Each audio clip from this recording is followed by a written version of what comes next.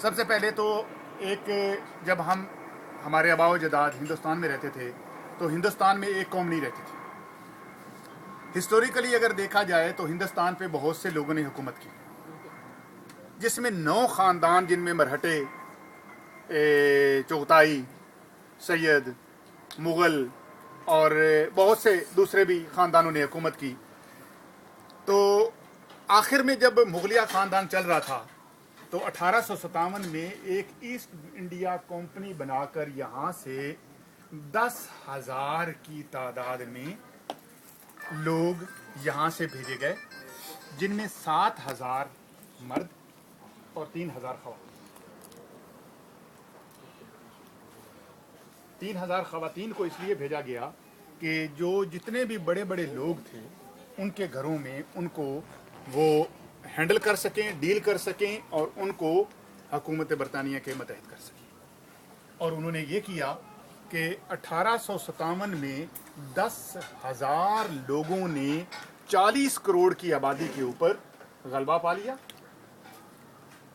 ایک گھوڑے کے اوپر گورا ہوتا تھا اور باقی 20 آدمی جو تھے وہیں کے لوگ ہوتے تھے، اور پورے گاؤں کے گاؤں اور شہر کے شہر فتح کر لیتے تھے۔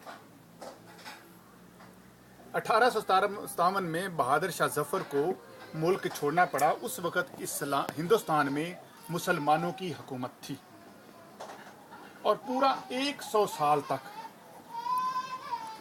وہاں پر برطانیہ نے حکومت کی۔ اور مزے کی بات یہ ہے کہ برطانیہ کی طرف سے حکومت کون کرتا تھا؟ برطانیہ کی طرف سے حکومت یہاں کے ایک لارڈ کو، لارڈ جو ہوتے ہیں یہاں، جیسے ہاؤس آف لارڈ میں آج ہمارے لارڈ نذیر احمد صاحب بنے ہوئے ہیں، ایک لارڈ جو تھا پورے ہندوستان کو کنٹرول کرتا تھا۔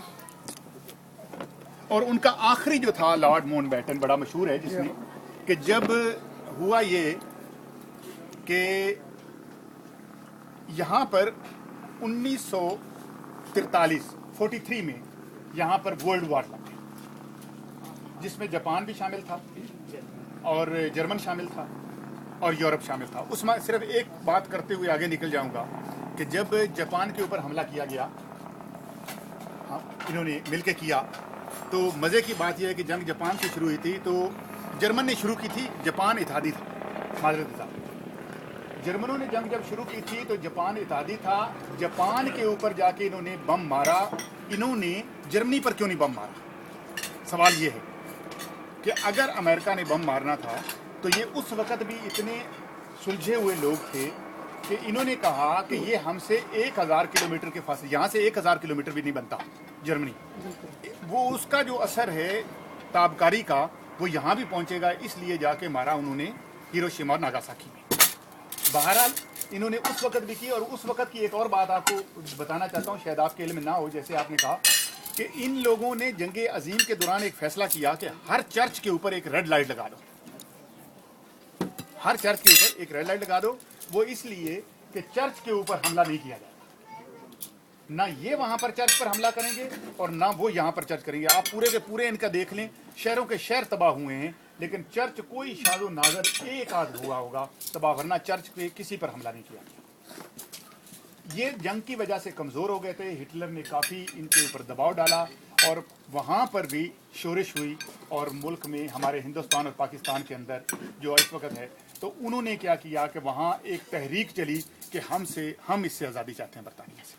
یعنی کہ یہ سیکنڈ ورلڈ وار کی کمزوری کی وجہ سے یہ کمزور ہو گئے تھے، اور اس کمزوری کا فائدہ اٹھاتے ہوئے ہندوستان کے اندر جب تحریک چلی تو اس میں ہندوؤں نے بھی چلائی، آل انڈیا مسلم جو ان کی ہے گاندھی صاحب، نیشنل کانفرنس، اور گاندھی نے وہ چلائی، اور ادھر ہمارے ہاں جو پاکستان مسلم لیگ تھی اس میں قائد اعظم کو بلایا گیا اور قائد اعظم نے چلائی۔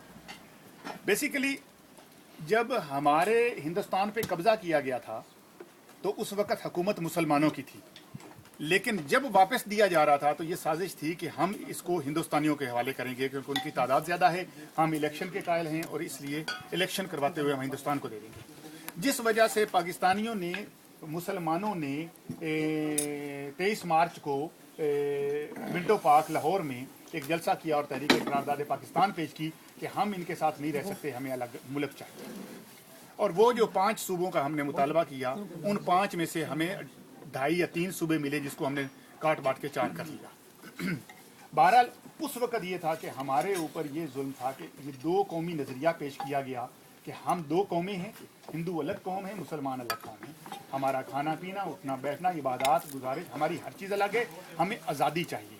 और उस आज़ादी के लिए हमारी, आप शायद किसी बंदे को पता ना हो या हो, हमारी कम अज़ कम 3 लाख से ज़्यादा कुर्बानियाँ हमारी 1947 में लोगों ने दी।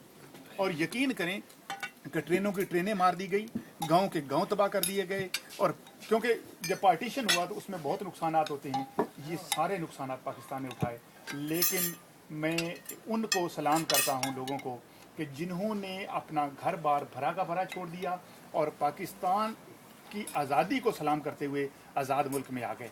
और उन लोगों को भी मैं सलाम करता हूँ कि जिन्होंने इसी रमज़ान में अपने घरों के दस्तरखान ओपन कर दिए और लोगों को गले लगाया और हर बंदे को अपने साथ मिला लिया। और आज देखें कि आज आपको कोई वो सीन नज़र नहीं आता कि वो वहाँ से है, हम यहाँ से हैं, वो कहाँ से है, हम जहाँ से हैं, हम सब इकट्ठे हैं, हम सब पाकिस्तानी। तो इसलिए पाकिस्तान हमारी ज़रूरत थी। हमारे बच्चों को भी पता होना चाहिए कि हमारा जो दीन अलग है हिंदुओं से, मज़हब इस्लाम सारा कुछ हमारा अलग है, हमें अलग मुल्क चाहिए था, इसलिए हमने अलग लिया। लेकिन बदबख्ती ये है कि लोगों की साजिश की वजह से आज भी हम मुत्तहिद तो नहीं हो पा रहे। लेकिन ये ज़रूर है कि कौमें बनते बनते बड़ा वक्त लगता है। अगर इस बरतानिया को कौम बनने में 800 साल लगे हैं तो हमने तो 64 साल में बहुत फासला तय कर लिया है। अगर अमेरिका 250 साल बाद इतनी तरक्की पे पहुंचा है तो हम भी पहुंच जाएंगे इंशाल्लाह। तो ये कोई बड़ी बात नहीं है कि हम ज़रा चल रहे हैं। लेकिन मैं इस बात को भी दाद देता हूँ कि हमने बहुत तरक्की की है। अगर जो आदमी 70 या 80 साल का है उससे पूछें जब पाकिस्तान बना था तो उस वक्त हमारे पास कुछ भी नहीं था।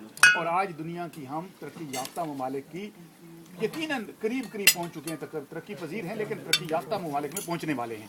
और सिर्फ हमारी अगर एक चीज़ ख़त्म हो जाए, मैं गारंटी देता हूँ, एक चीज़ ख़त्म हो जाए तो मैं आपको कहता हूँ कि हम एक ही साल के अंदर इतनी तरक्की कर लेंगे कि दुनिया हमें देखती रह जाएगी।